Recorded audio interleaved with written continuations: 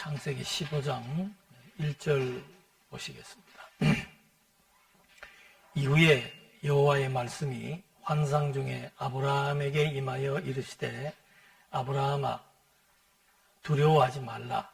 나는 내 방패요 너의 지극히 큰 상급이니라. 이 본문에 나와 있는 이후에라고 하는 것은 아브라함이 그 연합군과의 전쟁을 치르고 이제 물론 승리를 했습니다마는 그 전쟁에 대한 그 두려움이 이제는 늘 잔존할 수밖에 없습니다. 그런 상황에서 하나님이 나타나셔서 하나님이 어떤 분이신 것을 확인시켜 줍니다. 그러니까 그 성경에는 보면은 그 하나님의 그 존재를 우리 그 성경에서 이스라엘 백성들에게 확증해 주는 그런 그 내용들이 있습니다. 근데 그럴 때마다 아주 그 중요한 내용들을 하나님께서는 언급하실 때 그런 그 당신의 정체성을 먼저 밝힙니다. 이스라엘 백성들에게 언약을 확인할 때나 그렇지 않으면은 어떤 큰 일을 시행하실 때 이런 존재가 이런 일을 시행할 것이라고 예고해 주는데 본문도 마찬가지입니다. 지금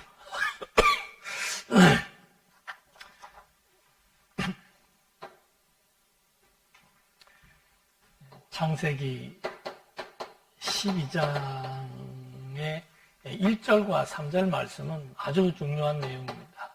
아브라함에게 복을 주셨고 그 복은 나라를 세워주시겠다라고 하는 그런 하나님의 절대 명령, 하나님의 언약이 이제 창세기 12장으로부터 시작되죠. 그래서 물론 뭐 그 앞에 아담, 노아를 거치면서 아브라함이 출생했기 때문에 아브라함을 뭐 이스라엘 민족의 조상이라고 얘기할 수도 있습니다만은 이제 더 나아가서는 아담 때로부터 연결된 이스라엘 역사라고도 볼 수 있습니다. 어쨌든지 창세기 12장으로부터 이제 새로운 역사가 시작이 되고 하나님이 노아 이후에 그 셈족을 택해서 새로운 언약을 세워주신 겁니다. 그래서 그때 셈족 가운데서 이제 아브라함을 택해서 하나의 민족을 만들고 하나의 국가를 세우겠다는 거죠. 그래서 그 언약을 세워주시고 12장에서 이제 언약을 세우고 바로 나오는 내용이 뭔가 하면은 흉년이 들어가지고 애굽으로 이주하는 내용이 나옵니다. 12장에서 4절로부터 이제 끝까지가 애굽으로 이주하는 내용이 나오죠. 여기에서 하나님이 보여주는 것은 뭔가?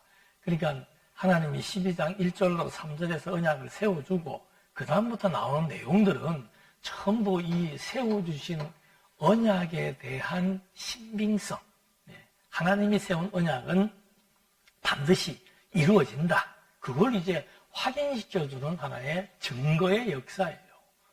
그러니까 12장의 내용과 12장 1절과 3절에서 약속하신 그 약속의 내용이 이제 창세기 전체를 끌어가고 또 이스라엘 역사 전체를 끌어가는 근간이 되게 되는 거죠. 그래서 애굽으로 흉년에 들어서 이주했을 때 거기에서 나타난 사건이 뭔가 하면은 이제 아내 사레의 문제입니다. 아내 사레를 누이라고 속여서 결국은 애굽 왕의 처가 될 뻔했죠. 그런데 하나님이 거기에서 이 사레를 보호한다는 거예요. 그러니까 하나님의 그 뜻은 다 있습니다. 사레를 통해서 하나님이 무엇을 보여주려고 했는가? 그 다음에 이제 아브라함은 그런 사건을 통해서 다시 베델로 돌아와서 느끼는 게 뭔가? 하나님께서 나와 내 아내를 통해서 민족을 이루어 주시겠다라고 하신 약속, 그 약속의 의미가 어디에 있는가? 나중에도 이제 그게 나옵니다. 내 몸에서 날짜가 민족을 이루게 된다는 약속을 해주는데 이 사례에 대한 중요성을 여기서 언급해 줍니다. 그 다음에 13장으로 넘어가면은 땅에 대한 여기는 이제 아내 문제를 통해서 이 자손이 어떻게 형성될 것인지에 대한 언약에 대한 확증을 보여주었다면은 13장에서는 땅에 대한 문제로 말미암아 아브라함에게 약속해 주신 그 땅의 지경이 하나님의 약속된 장소라고 하는 것을 한 번 더 확인시켜 주죠.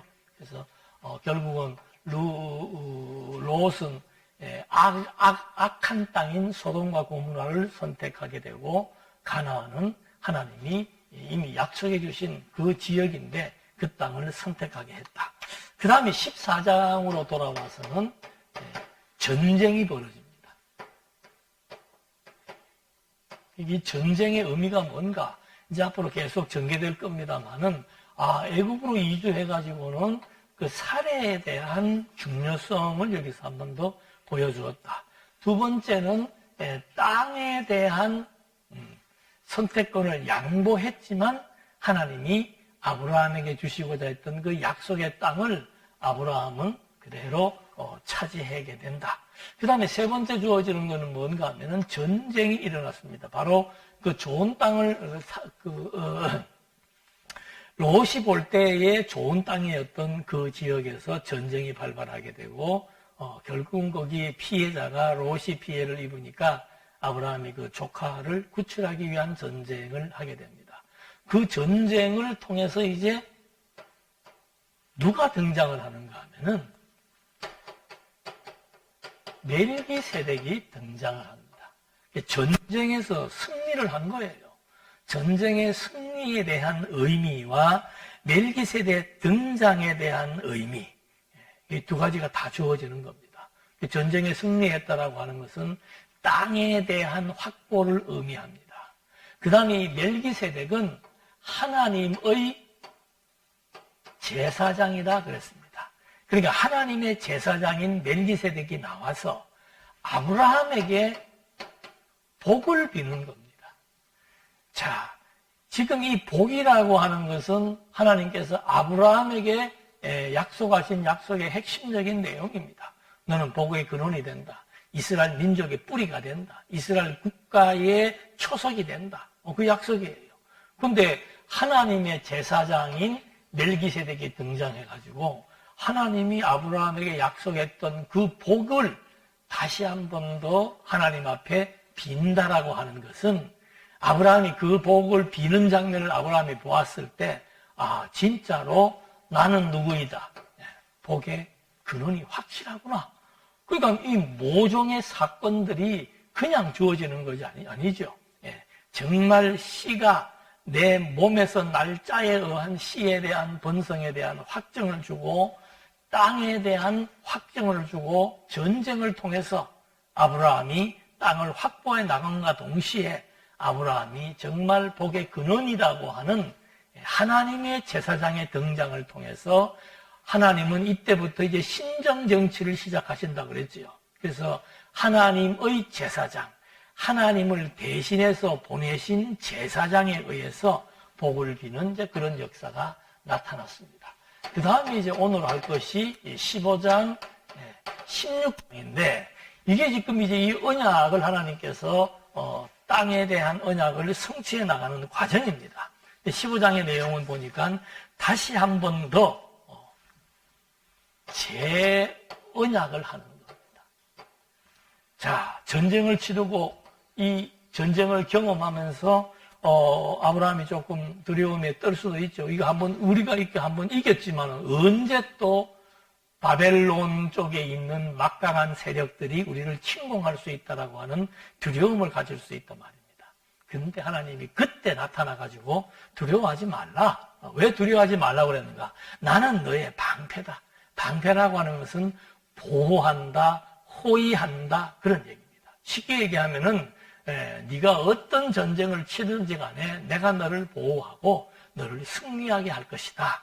그리고 나는 지극히 큰 상급이다. 상급이라고 하는 것은 급료를 주는 자, 또는 내가 너에게 보상을 해주는 자. 그러니까 무언가를 주시는 분이라고 하는 사실을 여기서 언급을 하는 겁니다. 그러니까 얼마나 든든하겠어요. 걱정하지 마라. 전쟁에 반드시 승리한다. 이렇게 하나님이 당신의 정체성을 확인시켜 주니까 아브라함이 이르되 주 여호와여 무엇을 내게 주시려 하시나이까. 이 말을 하는 이유가 뭡니까? 하나님이 어떤 분이시니까? 상급이니까. 즉 보상하고 그 다음에 급료를 주시는 그런 분이니까 하나님 그럼 나에게 무엇을 보상해 주시렵니까? 라고 하는 기도입니다. 하면서 아브라함이 하는 말이 나는 자식이 없사오니 당신이 정말 나의 상급이시라면은 내 이걸 들어달라 그 말입니다. 나는 자식이 없사오니 나의 상속자는 이 다메섹 사람 엘리에셀이니이다. 아브라함이 또 이르되 주께서 내게 씨를 주지 아니하셨으니 내 집에서 길린 자가 내 상속자가 될 것이니이다. 그러니까 자식에 대한 요청을 이제 하는 겁니다. 자식에 대한 요청을 하면서 지금 현재 아브라함에게 있어서는 집에서 키우는 그런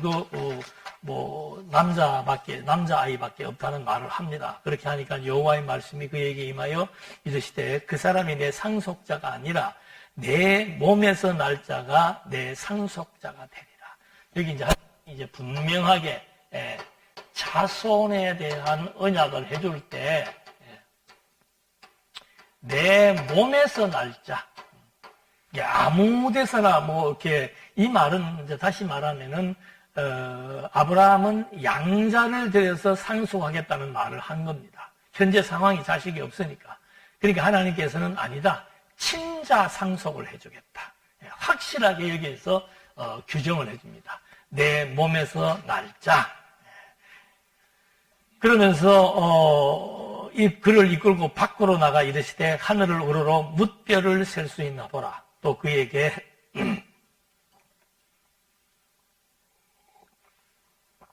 이르시되 내 자손이 이와 같으리라. 그러니까 하나님께서 자신이 벌써 너에게 있어서는 아주 큰 상급, 너에게 모든 것을 제시해 줄 수 있는, 주실 수 있는 그런 분이라고 하는 사실을 확인시켜 주니까 뭘 달라고 하는 거죠. 뭘 달라고 하는가. 그것도 약속에 근거한 얘기하는 겁니다. 하나님께서 아브라함 불러서 나라 세워주겠다고 약속을 했는데 지금 자손이 없다라는 얘기를 통해서 하나님은 양자가 아닌 친자를 주시겠다라고 하는 약속을 하는 겁니다. 그러니까 이제 아브라함이 여호와를 믿으니 여호와께서 이를 그의 의로 여기시고 또 그에게 이르시되 나는 이 땅을 내게 주어 소유를 삼게 하려고 너를 갈대아인의 우르에서 이끌어낸 여호와니라. 그러니까 이제 하나님께서 이제 이렇게 하나님이 먼저 당신이 어떤 분이신지를 얘기해 주었으니까 아브라함이 그렇다면은 나에게 자식이 없습니다라고 달라고 호소를 합니다. 그러니까 하나님께서 뭐라고 말씀하시는가 하면은 그래 아브라함이 여호와를 믿으니 여호와께서 이를 그의 의로 여기시고 여기서 그 의로 여긴다는 것은 공의, 정의를 뜻하는 게 아닙니다. 여기에서 말하는 의로 여기신다는 것은 관계를 말하는 겁니다. 아브라함과 하나님과는 어떤 관계이냐 그 말입니다. 하나님께서 나 이런 분이다. 너의 모든 것을 관할하는 분이다. 그렇다면 나에게 약속한 그 자식은 어떻게 되는 겁니까? 라고 아브라함이 반문하니까 너하고 나하고는 무슨 관계이냐 이 말입니다. 언약의 관계다 이 말입니다. 그걸 하나님은 여기서 의라고 얘기하는 겁니다. 아브라함과 하나님은 언약의 관계이다. 그러니까 그 언약의 내용 속에 자손 언약이 들어있기 때문에 이제 그 말입니다. 그래서 7절에 또 그에게 이르시되 나는 이 땅을 내게 주어 소유를 삼게 하려고 너를 갈대아인의 우르에서 이끌어낸 여호와니라. 그러니까 하나님께서 이제 아브라함이 가나안 땅에 오게 된 경위 설명을 하는 겁니다. 무슨 경위냐? 갈대아 우르에서 너를 이끌어낸 여호와다. 왜? 이 땅을 주기 위해서 너를 갈대아 우르에서 이끌어낸 것이다. 그러니까 이게 전부 다 관계를 설명하는 겁니다. 하나님께서 아브라함을 갈대아 우르에서 이끌어낸 이유는 뭡니까? 땅을 언약하신 겁니다. 즉 복을 언약하신 거예요. 아브라함을 거기에서 이끌어낸 이유가 뭡니까? 큰 민족을 이루어주겠다 이 말입니다. 왜? 그렇게 해서 나라를 세워주시겠다라고 하는 하나님의 언약, 그 언약을 한 번 더 상기하는 거죠. 그래서 하나님이 이런 비슷한 용법이 어디에 나오는가 하면은 출애굽기 20장에서 보면은 이스라엘 민족을 애굽에서 해방시킬 때 같은 용법을 쓰고 있습니다. 너를 애굽 땅 종되었던 집에서, 앞에는 갈대아 우르에서, 여기서는 애굽 땅 종되었던 집에서 인도하여 낸 내 하나님 여호와니라. 똑같아요. 내가 갈대아 우르에서 이끌어낸 여호와니라. 그러니까 어떤 그 분명한 근거, 이유를 하나님은 밝히면서 설명을 하고 전개를 해나갑니다. 그렇게 하니까 이제 아브라함이 바로 어떤 태도를 취하는가 하면은, 요즘으로 말하면은 공정을 세워달라는 거예요. 공정을. 예. 그래. 하나님께서 지금 여기서도 약속을 한 대로 지금 현재 중요한 것은 땅이 우선입니다. 땅이 없으면은 아무리 민족이 있어도 땅 없으면은 존재할 수가 없는 거죠. 그래서 땅에 대한 언약을 세워주셨고, 그 다음에는 아직 자식이 없는데 자식에 대한 언약도 세워주신다고 약속을 다시 한 번 더, 이게 제 언약이에요. 12장에서 했던 그 언약을 다시 한 번 더 하니까 이제 아브라함은 하나님, 그렇다면은 공정을 서주십시오. 이게 밑도 끝도 없이 나오는 얘기가 아니고, 고대 근동에서는 계약을 맺을 때 반드시 공정을 씁니다. 그 공정 쓰는 방법이 뭔가 하면은 새를 다 이렇게 쪼개가지고 양쪽으로 이렇게 나누어 놓습니다. 그리고 계약 체결의 당사자가 이 가운데로 지나가는 겁니다. 그 무슨 의미가 있는가? 새를 쪼갠다는 것은 우리들의 약속의 생명을 담보로 한다는 약속이에요. 새의 생명을 담보로 하는 것. 이 말은 다른 말로 하면은 우리의 약속은, 이 약속을 어기는 양자 중에 어기는 자는 반드시 죽음의 대가를 치른다라고 하는 생명의 약속을 의미하는 거죠. 그러니까 하나님께서 아브라함에게 약속을 하실 때 이 약속은 하나님의 본질을 담보로 해서 지금 약속한다. 이건 뭐 어길 수가 없는 거죠. 쉽게 하는데 목숨을 담보로 약속하게 하는 말과 똑같은 거예요. 그러니까 이 언약이라고 하는 것이 지금 여기서 세운 제 언약, 처음에 아브라함을 불러서 했던 그 언약이라고 하는 것은, 그래서 그 언약의 절대성이라고 하는 용어를 쓰는 이유가 뭔가? 생명을 담보로 한 언약이기 때문에. 그래서 여기 보면 이제 그런 얘기가 나오죠. 그러니까 8절에 내가 이 땅을 소유로 받을 것을 무엇으로 알겠습니까? 보증을 서달라는 겁니다. 공정을 해달라는 거죠. 그래서 하나님께서 3년 된 암소와 3년 된 암염소, 수양, 산비둘기, 집비둘기, 생명, 제물로 사용될 수 있는 짐승들을 가져오라 그래가지고 그것들을 다 쪼개가지고 서로 마주해 놓고서는 그 위에 이제 하나님께서 그런 그 약속을 한 겁니다. 그랬더니 13절에 여호와께서 아브라함에게 이르실 때 이제 잠이 든 거예요. 여호와께서 아브라함에게 이르실 때 너는 반드시 알라. 내 자손이 이방에서 객이 되어 그들을 섬기겠고 그들은 400년 동안 내 자손을 괴롭히리니 그들이 섬기는 나라를 내가 징벌할지며 그 후에 내 자손이 큰 재물을 이끌고 나오리라. 너는 장수하다가 평안히 조상에게로 돌아가 장사될 것이요 내 자손은 4대 만에 이 땅으로 돌아오리니 이는 아무리 족속의 제약이 아직 가득 차지 아니함이니라 하시더라. 해가 져서 어두울 때 연기나는 화로가 보이며 타는 횃불이 쪼갠 고기 사이로 지나가더라. 횃불이로 지나갔다라고 하는 것은 이제 구약시대로 말하면은 하나님의 임재를 의미하는 겁니다. 그러니까 하나님이 아브라함과 세운 이 약속은 이제 하나님이 절대적인 명령이며 하나님의 언약이기 때문에 이거는 생명의 약속이고 반드시 이루어진다라고 하는 언약에 대한 절대성, 신빙성을 여기에서 확보를 해주는 겁니다. 그래서 이 15장 13절은 창세기 15장 13절은 하나님께서 약속을 했고 그 약속에 대한 보증을 두 가지로 해줍니다.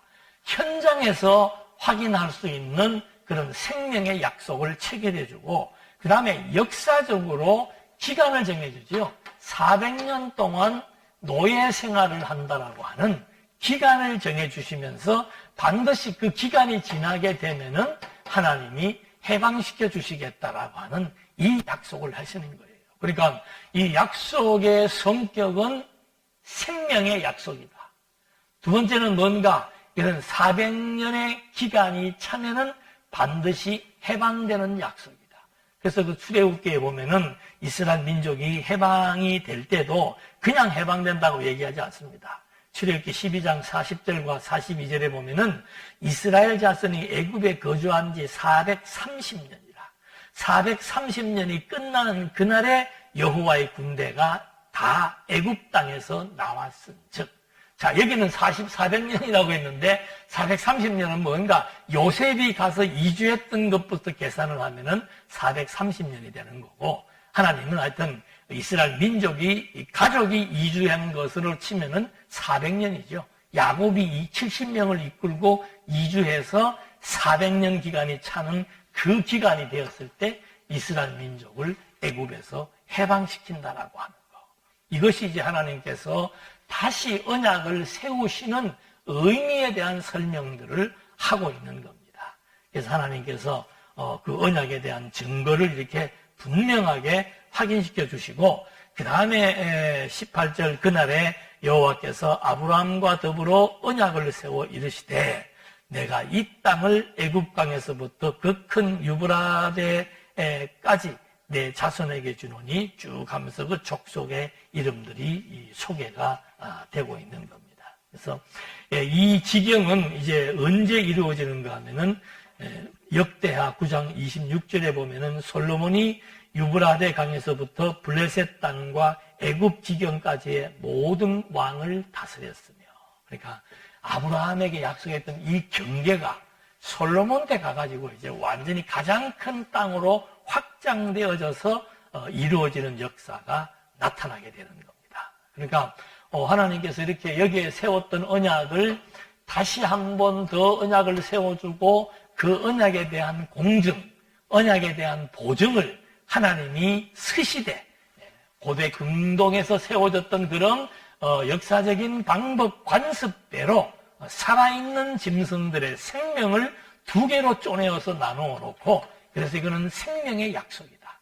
반드시 지킬 수밖에 없는 생명을 담보로 한 약속이다. 그리고 이스라엘 민족은 400년이라고 하는 후에 나타날 역사적인 관계를 통해서 한 번 더 하나님의 언약에 대한 절대성, 언약에 대한 신빙성을 여기에서 확인시켜주는 겁니다.